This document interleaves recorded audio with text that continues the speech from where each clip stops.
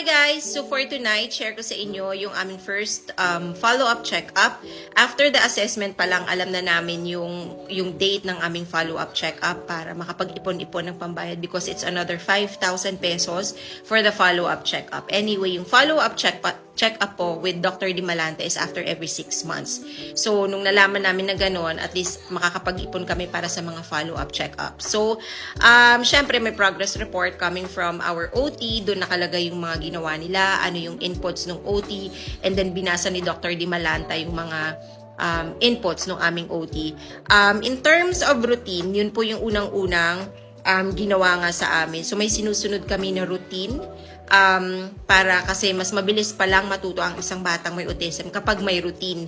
And it has been or it was a big adjustment for the family and FIA kasi ang kabilin-bili na ng OT and ng aming DevPed, you need to be strict with the routine. Ito yung anong oras nagigising ng umaga, anong oras kakain, kailan ng activity, kailan ng ganito, kailan ng ganyan. That's what you call the sensory diet. So please research po on the sensory diet. Nasa Google yan para matuto tayong mga magulang na magbasa-basa ng kaunti about sa sitwasyon ng mga anak natin.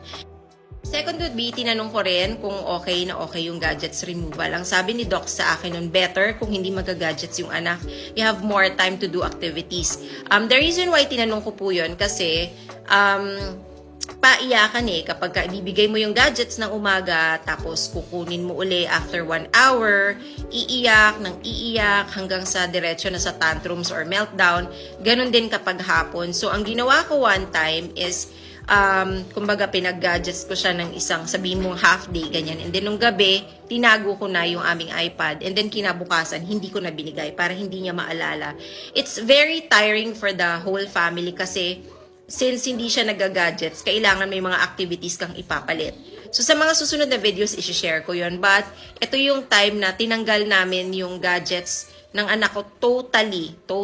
And kung gusto nyong malaman kung kailan binalik, nito lang pong pandemic. So, around 6 to 7 years kaming no gadgets at all. And it was a big improvement. Share ko sa mga susunod kong videos yan. And then, after nun, tinanong ko rin yung relieve milk kung totoo kasi kumakalat yan sa mga autism Facebook groups. Sabi, nung nag-take daw ng relieve na gatas, dumaldal daw. Sabi ko, Dok, totoo ba to? Papainom ko ba to sa anak ko? Hindi daw totoo yon. That's not true. Kung yan ay talagang nakakapagpa-speech or nagbibigay ng, kumbaga may power to heal, kumbaga yung mga batang may speech delay, dapat inano na nila yan, ang tawag dito, ni-recommend na nila. Sabi niya, that's high in sugar, so no. Ang sinuggest niya sa amin noon is Pediasure. That's a good milk. Pero sabi niya, ask your pediatrician din, yung isa na yung hindi DevPed, kung okay sa kanya. Kasi from S26, nag-switch kami sa NAN. And then yung last, since 4 years old na si Pia, noon 4 point something years old na, Pediasure. Hanggang sa yun yung matagal niyang milk. And then, sabi ni Doc, based dito sa progress report, mukhang okay ng simulan kahit pa konti-konti sa speech therapy ni Pia. So, kahit hindi pa totally ready at hindi pa masyadong focus yung anak ko, parang sundot-sundutan na daw ng speech therapy. So, mag-start na kami para meron ng prep. So, yun yung mga naging follow-up check-up namin after 6 months. And then, yung iba, share ko ulit sa mga susunod na videos. Yun lang. Thank you. Bye-bye. Hi guys! So, isunod na natin yung aming second follow-up check-up sa aming developmental pediatrician. And sagutin na rin natin yung question ni Mami Isa kasi related siya. Tinatanong niya kung regular every 6 months daw ba kami nagpapa-follow up, and iniisip ko kung saka na lang pag may malaking change na akong napansin.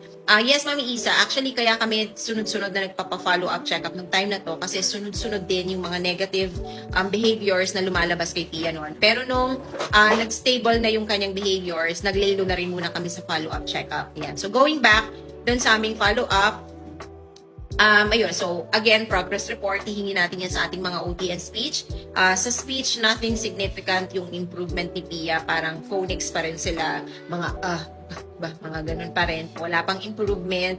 Sa OT, on and off, minsan okay ang kanyang mood, minsan compliant, minsan hindi. Minsan iiyak during OT session, minsan hindi. And na-research ko na rin noong time na yun na it's somehow normal and natural na kapag may isang batang may autism na tinuturuan ng something new, they have the tendency to be non-compliant or iiyak pag ayaw nilang sundin. But it's the part of the process. Ayan. And then, kung pinapa-continue sa amin ng sensory diet, o yung mga bago po dyan sa autism journey, na-research nyo na po ba yung autism ay yung sensory diet, kailangan nyo po yan. Ayan, and then nag-start ang aming sleepless nights. Ayan, yung ayaw matulog. Sa mga susunod kong videos kung ano po yung ginawa namin dyan, baka mag-work din sa inyo. And dito sa aming second follow-up check-up na rin lumabas yung final diagnosis ni Dr. Francis Di Malanta na it's no longer just a speech delay, but it's autism spectrum disorder. And she was under low functioning autism. So, from just a simple speech delay, babagsak kami, low functioning agad dahil sunod-sunod na yung labas ng symptoms or signs ng autism sa anak ko. And later on, na-research ko na ang low functioning autism is equals to level 3 autism, which is the severe case of autism. Pero, sabi sa akin ni Dr. Di Malanta, don't lose hope, mommy, sabi niya, because that can change during the early childhood. Nakikita ko sa'yo, lakas ng loob mo eh. Ganyan. So, alam kong pampalakas lang niya ng loob yon, pero lumakas talaga yung loob ko. Yung simple hope na binigay niya, napakaliit na hope na binigay niya sa akin, yun eh, yun. So, parang hindi ako papatalo, hindi ako papayag na matalo ako ng autism, hindi ako papayag na tumanda yung anak ko ng alagain, hindi ako papayag na hanggang dyan lang yung anak ko. So, sana ganun din kayo. So, sa mga susunod na videos, isi-share ko pa po yung mga ibang nagawa namin ng anak ko sa aming autism journey. Yun lang for today. Thank you. Bye-bye.